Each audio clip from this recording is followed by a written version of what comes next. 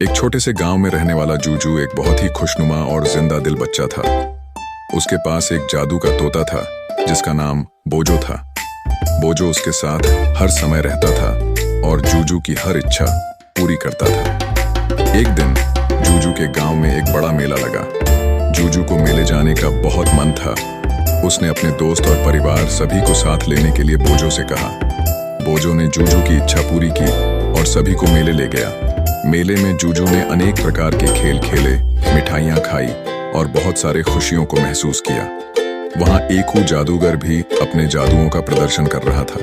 जूजू ने जादूगर के प्रदर्शन को बड़े ध्यान से देखा और जादूगर से मिलकर उससे जादू सीखने की इच्छा जाहिर की। जादूगर ने जूजू को कुछ साधारण जादू का तरीका सिखाया। जूजू ने उस जादू को बड़ी सहजता से सीख लिया। वह खुश था कि अब वह भी कुछ जादू कर सकता है। वापस आकर जूजू ने अपने गांव के लोगों के सामने जादू का प्रदर्शन किया। लोग बहुत हैरान और खुश थे कि उनके छोटे से गांव का बच्चा भी इतना अद्भुत जादू कर सकता है। जूजू की कहानी से हमें यह सीखने को मिलता है कि हमें अपनी सोच को सीमित न करके नए चुनौतियों को स्वागत करना चाहिए। जूजू ने अपने जीवन में नए अनुभव पाने की हमेशा इच्छा रखी और नई चीजों को सीखने का मन बनाया। उसने अपनी क्षमताओं का सही उपयोग करके अपने समुदाय को प्रेरित किया और अपने जीवन को स्वीकार्य बनाया। इससे हमें यह समझ मिलता है कि हमें नए संदर्भों में खुद को समझाने और अपनी क्षमताओं को विकसित करने का प्रयास करना चाहिए।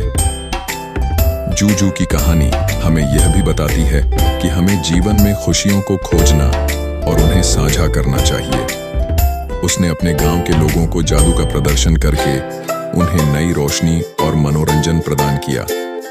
इससे हमें यह याद दिलाया जाता है कि हमें अपने समुदाय के साथ साझा करने के लिए अपनी क्षमताओं का उपयोग करना चाहिए और अपने चारों ओर के लोगों को प्रेरित करना चाहिए कि वे भी अपनी अद्भुतता को समझें और साझा करें।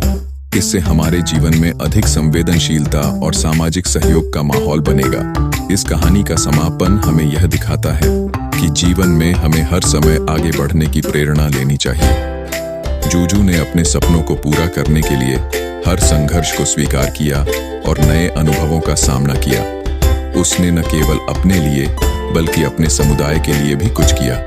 इससे हमें यह सीख मिलती है कि हमें अपने सपनों के पीछे भागने के साथ साथ दूसरों के सपनों को साकार करने में भी सहायता करनी चाहिए। इससे हमारा समृद्धिशील और समर्पित जीवन बनता है जो समाज को भी उत्तेजित करता है और उसे नई ऊंचाइयों की ओर ले जाता है।